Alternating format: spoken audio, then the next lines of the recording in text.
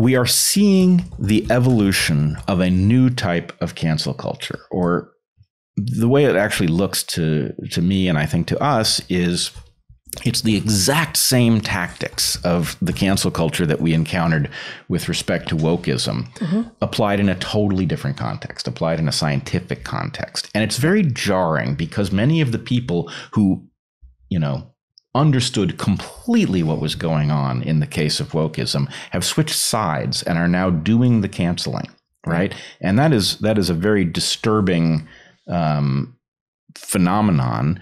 Because for one thing, you would imagine once you've seen the playbook and it's been aimed at you, that you would be almost immune to deploying that playbook against anybody else on any topic. And you would actually say to yourself something like, well, if I was in the right, why is this playbook even necessary? Right? Being in the right gives you a lot of advantage in the world of scientific arguments. It should not be necessary to deploy these absolutely draconian tools. Yeah. Why cheat if truth is on your side? Yeah. Why do you need to cheat? Right. And of course, the first answer that will be given is because their lives at stake. And so basically the implication is that this is a noble lie. On the other hand, how much does it look like a noble lie? If it was a noble lie, wouldn't you tack on to these draconian bits of nonsense? Hey, why don't you get yourself some vitamin D? Right? If this was a noble lie that was really about an obsession with protecting people's health, there's lots of stuff that we would be doing that we're not. So maybe this isn't a noble lie. It's just a lie. Right? But in any case, this is another place where we're looking at the mirror image of something. The destruction of dissent is a mirror image of the manufacture of consent. And in this case, we know it is written into the DNA of the West, as it were, that the free exchange of ideas, which is encoded in the concept of free speech, is very, very important, right? And the problem is that it is also easily caricatured because it sounds like, oh, you want your speech rights, right? You really want to be heard? You're an attention whore, right? No, free speech is important because it's how we hash out what's true and what's best, what we should do. And so the point is, there's a whole slew of attacks that aren't really about your ability to speak.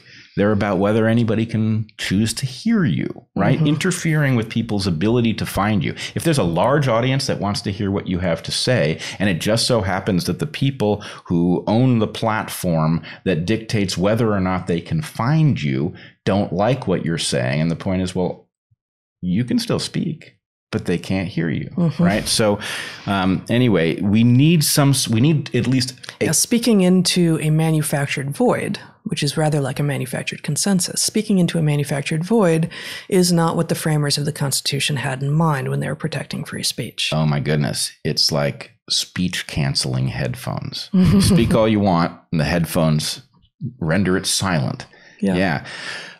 So somehow people need to be aware that it is actually the real right that is important is the right to choose what is worth listening to, which doesn't mean I'm choosing it because I agree with it. Maybe I want to hear it to find out whether I agree with it. Right. Maybe that's how I find out that I disagree with it, rather than effectively being told, you can't hear this because you disagree with it. Right. And that, that's not new here, right? Like you drive underground actual hate speech and it empowers it because people will do it outside of anyone's sight and then it will emerge at some point later, far better armed, frankly. So I think just to rephrase what you've just said, there should never be a compunction to speak, just as there should not be a compunction to listen. So, compelled speech, we know, isn't appropriate. Compelled listening also isn't either. Some people have been confused about this. They're both anathema to a free society.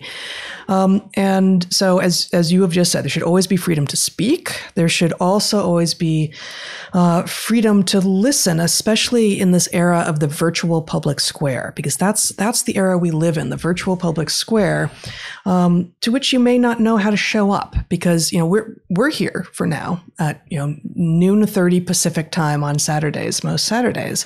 But how would you find us if you didn't know that? Right. So providing to fact checkers fact checkers who are, it's just a modern word for censors, who think they're doing you a service, the ability to say, yeah, they can talk all they want, but we're not going to let anyone find them, is frankly, a disingenuous response that is exactly antithetical to what the framers of the founders of this country had in mind. Right. And, of course, imagine the Constitution if you actually had to spell all of this out, right? Right.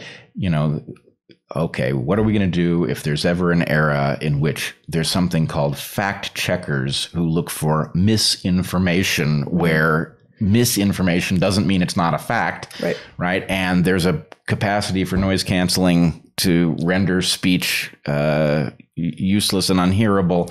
Yeah, it's